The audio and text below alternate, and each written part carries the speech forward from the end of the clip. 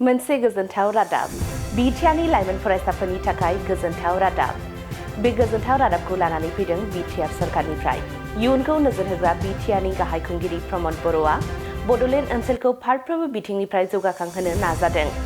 बिटिआरनि गाहाय खुंगिरि प्रमद बर'आ बड'लेण्ड ओनसोलखौ सोलोंथाइ बिथिं, गेलेमु बिथिं आरो बायदि बायदि बिथिङाव जौगाखांहोनो नाजाबोदों। बेबादिनो फिन खेबसेबाव इयुनखौ नोजोर होग्रा प्रमद बर'नि बाखनायजाथाव हाबा। बिटिआरनि गाहाय खुंगिरि प्रमद बर'आ बड'लेण्ड ओनसोलनि फरायसा लाइमोनफोरनि थाखाय मोजां रादाब लानानै फैदों। फिन खनसेबाव बड'फा U.N Brahma super 50 mission entrance आनजादखौ खुंनो थांगासिनो दङ। बड'फा सुपार 50 मिशन इन्जिनियारिं आरो मेडिकेलनि आनजादखौ फिन आरोबाव खुंफुंनो थांगासिनो दङ। बड'फा U.N Brahma super 50 mission engineering आरो मेडिकेलनि एन्ट्रेन्स आनजादनि अनलाइन एप्लिकेसन आजावनाया 17 मार्चनिफ्राय जागायबाय आरो बेनि जोबथा आर'जलाइ गथायनाया फैगौ 12 एप्रिलाव जोबगोन आरो बे आनजादखौ 20 एप्रिलाव खुंनाय जागोन आरो बे आनजादनि फिथाइखौ 24 एप्रिलाव फोसावनाय जागोन। बे आनजादखौ बिटिआरनि मोनबा आनजाद मिरुफोराव खुंनाय जागोन।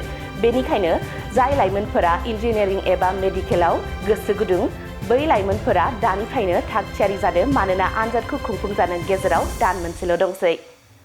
थाखो 5 आरो मेट्रिक आनजाद उथ्रिसार जागोन फरायसाफोरनि थाखाय गोजोनथाव रादाब। गोनांथि आरो मोजां खाबुफोरखौ लानानै गुन गोनां सोलोंथाइ होनो नोंथांमोनखौ नेनानै दङ। बड'लेण्ड स्टार एकाडेमि क'क्राझारआ 2024 इं मायथाइयाव क'क्राझार थिथागुरि समबाय मावख'नि साखाथियाव गोदानै गायसनजानाय बड'लेण्ड स्टार एकाडेमि क'क्राझाराव 2025-2026 सोलोंथाइ बोसोरनि गोदानै मुं थिसननाया सोलिगासिनो दङ। बड'लेण्ड स्टार एकाडेमियाव 6 थाखोनिफ्राय 9 थाखोसिमनि फरायसाफोरा बर' बिजोङाव आरो 11 थाखोनिफ्राय 12 थाखोसिमनि फरायसाफोरा बर' बिजों आरो इंराजि बिजोङाव मुं थिसननो हागोन। बेनि थाखाय आर'ज बिलाइ आरो फान्डुलिपि बिलाइगासिनो दङ।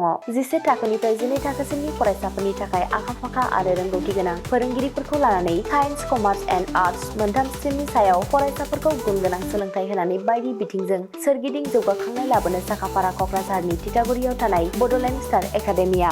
बड'लेण्ड स्टार एकाडेमियाव मुं थिसननोब्ला बाङाइ बेसेनाव मुं थिसननायनि गेजेरजोंनो फरायसाफोरा गाहायाव होनाय माखासे खाबुफोरखौ मोननो हागोन। इंराजि सोलोंनायनि खाबु, साखोन-सिखोन थाखो खथा, बिजाब बाख्रि, BPL थाखोनि फरायसा फरायसुलिफोरनि मुं थिसननायाव 20% मासुल रेहाय होनाय। बेजों लोगोसेनो नोंथांमोनहा JEE नीट आनजादनि थाखाय बेसेन नाङै फोरोंथाय, मान्थलि मक टेस्ट, जिउ राहा दानाय बायदि आयदाफोरनि उफ्रा सोलोंफारिफोरनि खाबुफोरखौ मोननो हागोन। हौवासा आरो हिन्जावसाफोरनि थाखाय मुलाम्फा गोनां मोजां जामुं आरो मोजां थाग्रा खथानि खाबु गोनां हस्टेलनि खाबुफोरखौबो मोननो हागोन। बिदिब्ला गोबाव खालामाजासे नोंथाङाबो बड'लेण्ड स्टार एकाडेमियाव थाबैनो मुं थिसननायनि थाखाय सुलाद लादो।